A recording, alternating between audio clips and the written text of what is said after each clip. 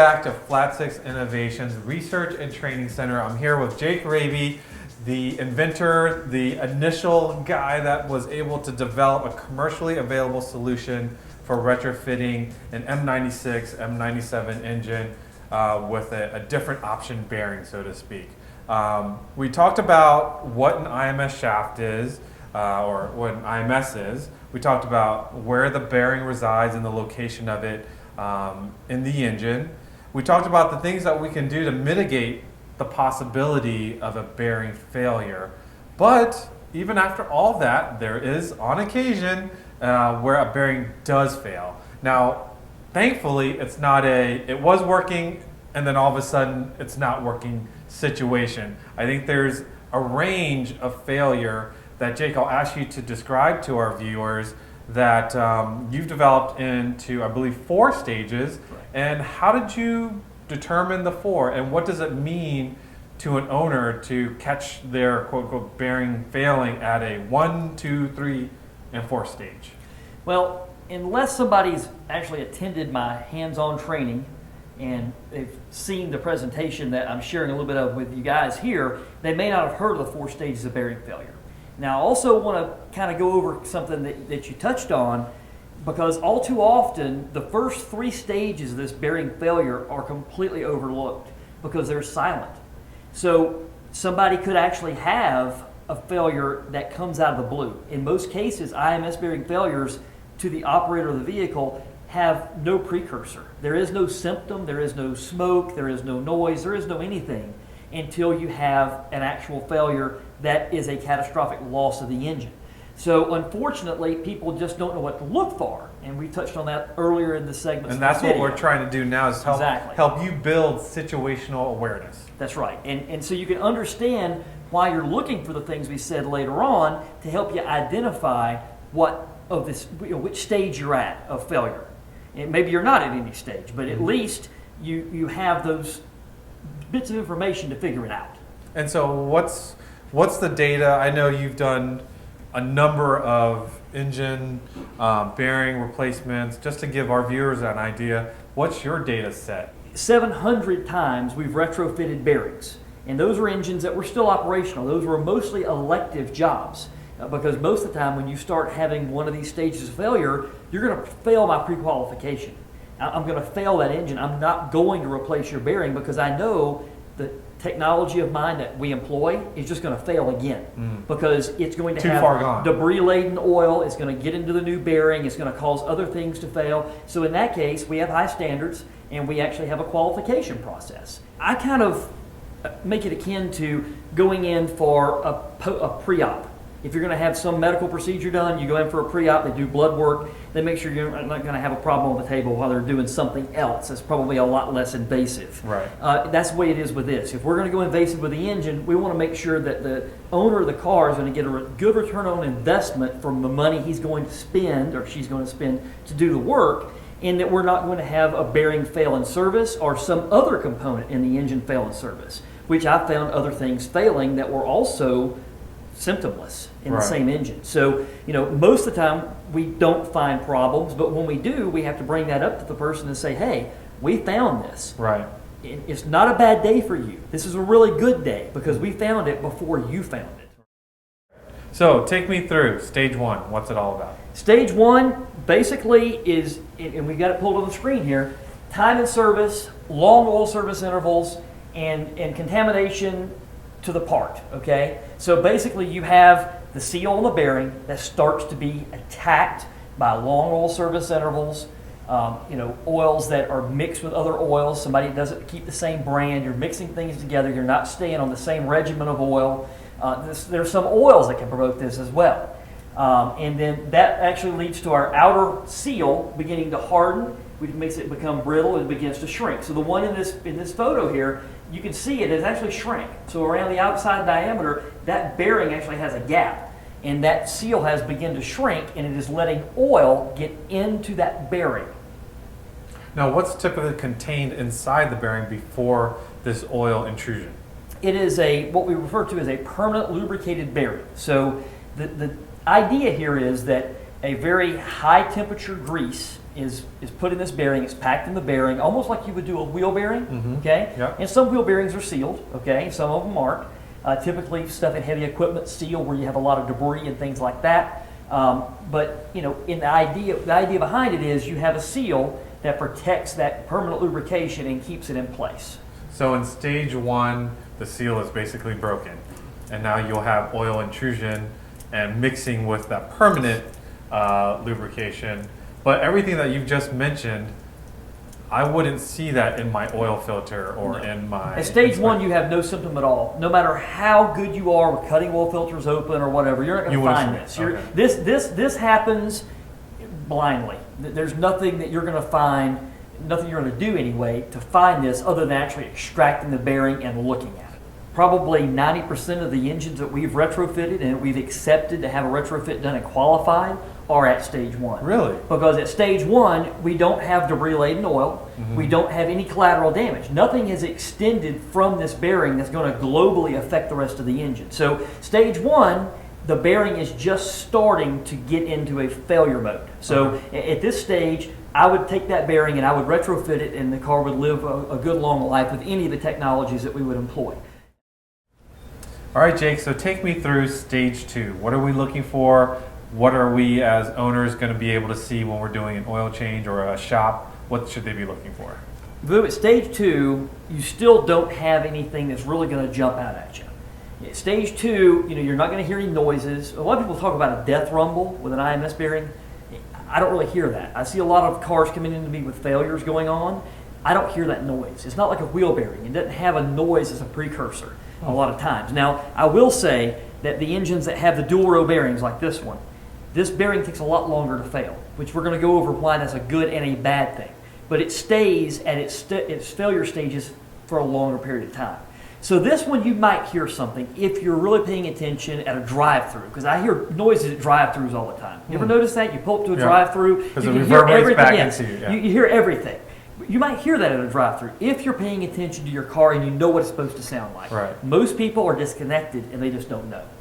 So, you might hear a noise, you might not at stage 2. But at stage 2, the bearing starts to degrade. You start having wear debris show up, and you could start seeing that in your oil, in your filter, and in the sump, in the magnetic drain plug. You could start to find some of that. I've got a car sitting downstairs right now that I told you about that came to me yesterday because it's a local owner and he did his own oil change and he found that, and it's here to be diagnosed. At what point am I worried that that same amount of debris or a similar amount of debris has sort of spread all inside of my engine? Like, how do you make that call of, because if I just put a new bearing on and I hadn't cleaned out sort of the debris in the engine, I'm assuming that's still something that you would want to address. Well, the thing is, if you have that question, you have to really sit down and go deeper in the engine. You have to assume nothing, quantify everything. If you find some debris, you have to find out where it comes from. Is it magnetic? Is it not magnetic? Size, color, quantity again. You have to understand that there's a lot of places in this engine where the debris is going to go and it's going to stay. And the only time it's going to come out and get back in the oil circulation is if the oil gets hot or if you have high RPM or something like that that's going to make that release get into the oil. So it can stay in nooks and crannies within the engine for a long time. So you have to think there's more there than what you've seen. That's why you pull the sump and you try to survey the scenario. You pull the filter, survey the scenario, look at the oil filter canister housing, all those things. Now, as far as making the call on what to do, that's why we've trained certified installers, and that's why people reach out to us to get that information if they find debris in their oil. And I invite anybody, if you have debris in your oil, you go to Flat 6 Innovations, you can send us an email, give us some photos of it, I'll tell you what it is, more than likely. We've done this enough that we know size, color, and quantity from different things. Now, as any component in an engine wears, you're going to have debris stem from that wear. So there are normal bits of debris in size, color, and quantity. And that's why we talked about why it's important that we have a reference point doing it regularly so that if we see something and know, oh, that's kind of the typical amount versus, whoa, this is probably twice the amount that I normally see when I do an oil change. Absolutely. And that's why, if you understand these stages, and that's why we're going over the things in the stages, like here, we see that At stage 2, we have engine oil washing the debris out of the bearing. So now that seal is still in place, but the seal has failed enough that oil is getting into the bearing and it's washing the debris that's generated in the bearing back out and getting it in the oil supply. Okay. So when it does that, I'm assuming the lifetime grease or oil that was in there is also being pushed out. It's been gone at that point, So because it was already gone at stage 1. Ah, okay. You see. So, and of course here, at that point, you have your ferromagnetic debris, because everything in this bearing is ferromagnetic. There's a myth out there that there's copper in this bearing. There's no copper in the bearing. So it's all going to show up as iron in an oil sample. Everything with that bearing is going to show up as iron in an oil sample. So then, you've got the oil entering the bearing. It washes through and it creates that fuzz. So the tiniest stuff you see in the oil is what we refer to as ferromagnetic fuzz. Now, people a lot of times, and this is a huge, huge thing that I deal with, people have a kind of an assumption that little small debris isn't a big deal. Well, folks, I have to tell you, it's the worst possible thing for contamination that you can have, because it is very light and it will suspend itself in the oil. So basically, it suspends itself in the oil. The oil is circulated, and it will travel throughout the entire engine. So you have liquid sandpaper, if you will, traveling through the engine. And it will destroy cylinders. It'll take out piston rings. It'll take out rod bearings, and that's, all the different bearings in the engine. It'll take out the IMS bearing even further. So that little tiny debris, the stuff that's even microscopic sometimes, is what we look for. In the microscopic stuff, you can only find with used oil analysis, because if it's over a certain micron count, the human eye won't see it. So, that's the idea there, is if you have a stage 2 bearing failure and you think that something's starting to go on and you start finding a small fuzz, well, you still have to take that seriously. Those small pieces a lot of times do more damage to other components than bigger pieces do. Okay, well, thank you, Jake, for taking us through stage 1 and stage 2. And to me, so far, it's been pretty benign in terms of what you're finding in the filters, in your sump, etc., and with regards to the failure of the bearing. But now we get into stage 3, and stage 3 might not be for the squeamish, but I think it's important for us to see what happens in what you call a stage 3. So take it from here. Well, Vu, stage 3 is where you really need to buckle up and hold on, like you said, because at this point, the person doing an IMS retrofit procedure or the person changing their oil or whatever is going to have to make some decisions based on how much of the debris they're finding, where it's at, how big the pieces are again, the size, color, quantity thing.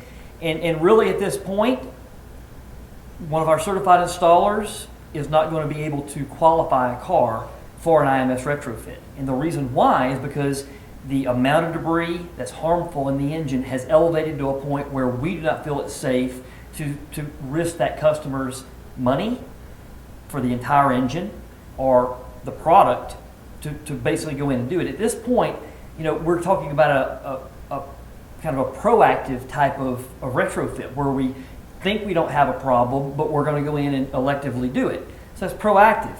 Honestly, stage 3 is reactive, because we are already having a sizable failure and we have to go into a reactive mode. We are honestly going into a repair mode. We are no longer at the proactive stage. So realistically, at stage 3, we've got big time wear happening to the balls and to the cages within the bearing, and the erosion, the spalling, all these things have occurred at a great rate. And as the wear begins, more wear follows that. As you have more wear debris, that creates more wear. It's really a snowball that's just starting to snowball. And it's not snowballing to a good effect. So you have a lot of debris creating wear. That wear is also creating vibration. So a lot of times we see the only symptom of an IMS bearing failure before the bearing actually fails is an oil leak. So these engines have a rear main seal problem, or RMS, okay? These days, RMS to me is blown way out of proportion. That happened in the early days. Most of these cars, we haven't seen a rear main seal failure in a long time. Most cars have already had the rear main seal replaced that had a problem with the upgraded version. With the upgraded part. So that's kind of yesterday's news, except if somebody has a very low mileage car and it's an early one. And that's With the one reason- original seal. Exactly, and that's one reason why low mileage cars don't really turn me on. Mm. You know, I see a lot of problems from the cars that weren't driven. So, you know, sorry, your 10,000 mile car really doesn't impress me. I would rather have an 80,000 mile car. It's more proven. That's me. But long story short, the reason why we see these oil leaks is because the vibration that comes from this bearing starting to wear. Not being centered. Exactly, into- it's not centered anymore, and that's creating a harmonic that then will kill the O-ring that seals up the bearing flange, and you have a oil leak. And that oil leak comes between the transmission and engine bell housing area.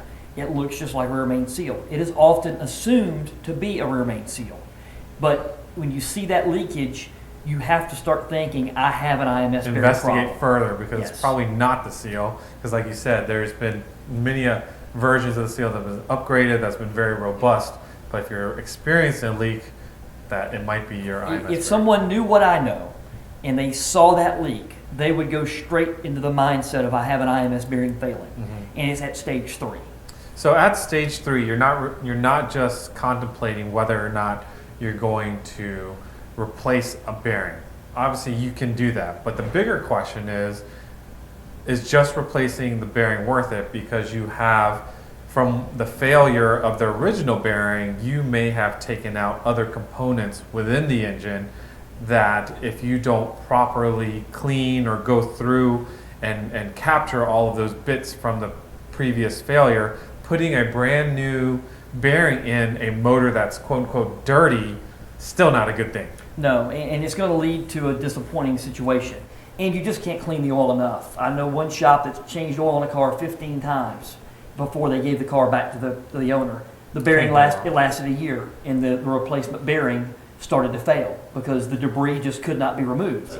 You know, a customer will say, okay, yes, my bearing, or let's say they come to an agreement that the original bearing has failed. They know that a bearing replacement is a solution, even though the mechanic may say, well, we don't know where the rest of the debris is, but the dollar amount to take apart and properly go through that engine, I would imagine, is not cheap. So therefore, the owner might just go, you know what? I'm just going to replace the bearing and then gamble on whether or not, you know, what's gone through my engine's going to take out this new bearing. And unfortunately, Vu, we have situations where there are times where a shop will have a customer demand that they want the bearing changed. The shop finds the debris, they bring it to their attention, they do everything right. The customer, who is assumed to always be right, tells the shop, just change no, you're going to change the bearing, I'm going to buy whatever bearing and you're going to put it in the engine. And they do that. And that is a bad situation. And all too often it's because they want to take the car and trade it in. So Jake, you had talked about the stages of the bearing failure, but depending on the type of bearing that you have, the duration of the stages are different. Especially for stage 3. So basically, with our stage 3 bearing failure, Vu, we have a situation where the single row bearing has some pros and some cons, and so does the dual row. So basically, as you notice here, the dual row bearing literally is twice as large and has twice as many wear components as the single row. So what this means is the single row bearing is going to go ahead and jump straight to stage 4 failure much quicker than a dual row. But it has less components in it. That's why. Okay. The less components, less structure, and it basically fails quicker because it does not have as much support. So I actually can consider that a pro. One might look at it and say, how can you consider it jumping to full failure to be a good thing? Well, it's simple. The fact that this does not expel as much of wear debris as the other bearing does. So even though you've got failure, now you're already at stage 3, you have a repair, you're taking this engine apart, you have collateral damage at this point from debris, so you're pulling it apart. At this point in time, what matters most is the collateral damage and the extent of that, and nothing does more collateral damage than wear debris. So if you can go ahead and jump straight to stage 4 failure, that's the pro of the single row bearing. It also is the bearing that's the most apt to fail, like we talked about earlier. Now, the dual row bearing, it has twice as many balls, has twice as many cages, twice as many races, twice as much wear. So it has twice as many wear components. So it will expel into the engine's oil 2 times the amount of wear debris of a single row. The issue with the dual row bearing, it stays at stage 3 failure too long. And because of that, you put a lot more debris in the oil. It destroys a lot more other things in the engine. I've seen dual row bearings fail and get to the point where the bearing was still together. It really wasn't at stage 4 yet. It was almost there. But it put enough metal into the oil that it wiped out all the camshaft journals, wiped out the journals in the cylinder heads where the camshafts ride. And these things are at the end of the extremities of the engine, all the way at the outside. They're the last thing where the oil would end up with debris-laden oil would be there. So in that situation, I had to throw the cylinder heads away. There was no way to fix it. So the dual row bearing has always been assumed to be heavier duty, and yes, it is. But if you have a failure of a dual row bearing, you can expect your collateral damages to be Far much worse. greater in respect to foreign object debris. Unfortunately, there is a last stage, and that stage is stage 4. And what are we looking at stage 4? Well, stage 4 is where the engine experiences a complete and total catastrophic loss. No, that does not mean that it can't be rebuilt, or it can't be overhauled or reconstructed, as I coined the term. What that means is you're taking the entire engine apart, you're cleaning all this debris out with ultrasonics and other methods that we have in today's world, and we're going to address all those wear items, we're going to update things, and we're going to start from scratch. And you're not going to be able to just go in and, so like some shops do, and cut out the old bearing races and try to put a new bearing in. You've got way too much collateral damage to allow that to happen. You know, it's the end of the line. Stage 4, it's done. And a lot of times, your stage 4 will have a huge loss of oil as well. The car will come in on a rollback truck, and the whole bottom of the car is covered in oil. The rollback's covered in oil, and it's because there's a hole the size of your pinky in the IMS bearing flange. And the stud that controls the IMS bearing, holds it in place against the flange, is broken from the vibration at stage 3. That opens up an orifice to the engine's oil supply, Dumps and right oil dumps out. So if you've had that occurrence where you kind of have, some people say that they hear marbles in a tin can, and the engine shuts off and all the lights light up like a Christmas tree, and then you have a loss of oil, please do not try to start that car back. You have experienced an IMS bearing failure. If you try to start the car back, the extensive collateral damage is going to escalate. You're going to have much more bent valves and many more bent rods and pistons damaged and everything else in the engine. You're going to have a massive amount more damage. It's the natural thing for the engine to shut off and people try to restart it, but please do not do this. You're costing yourself hundreds or thousands of dollars with every turn of the key. A lot of times we had this happen. The engine will end up at stage 4 as it decelerates, as it slows down. Because, like we said earlier, the bearing loads are higher at idle speeds and under deceleration than they are at cruise speed or acceleration. It's just the way that the ball bounces with this. So I have people call me up and they say, I was pulling into, and I say, a parking spot, and all of a sudden the engine stalled. And you tried to restart it and it wouldn't do it, and you looked under the car and you had a puddle of oil. And they say, how in the world did you take the words out of my mouth? But they say, I was coming off the interstate, and I say, you were decelerating down the exit ramp, the engine stalled, you didn't think anything about it, you tried to start it back and it wouldn't start. How did you take the words out of my mouth? You know, or I was pulling up to a gas pump, and I take the words out of their mouth again. I've dealt with this thousands of times with the same phone calls. And it always happens with a car slowing down in most cases, not every case. So those are the instances where if you watch this video, please, under no circumstance, try to start that car back. The good news is that if it happens at low speed, usually the collateral damage is limited. And you may not have that much collateral damage. You're still stage 4, you're still taking it apart. But as soon as you touch that starter one more time, the things we see behind us start to happen even greater, where pistons and valves collide. You know, you have bent valves, you have broken valves, you have valves going through the tops of pistons, you have those balls being expelled everywhere. Some of this damage was done because somebody didn't know not to try to start it back. All right, so you've stomached through, you've gotten through stage 1 through 4, but let me reset you. We're taking you through the different stages, and as you mentioned earlier, in stage 1 and 2, there's a lot of things that you can look out for. Again, situational awareness, it seems to be the key phrase here. So in our next segment, we're going to go through the different options that are available in the market so that you can see what you can do with the different IMS bearings, solutions out there, and then you can make an informed decision of which path you want to take. So stay tuned.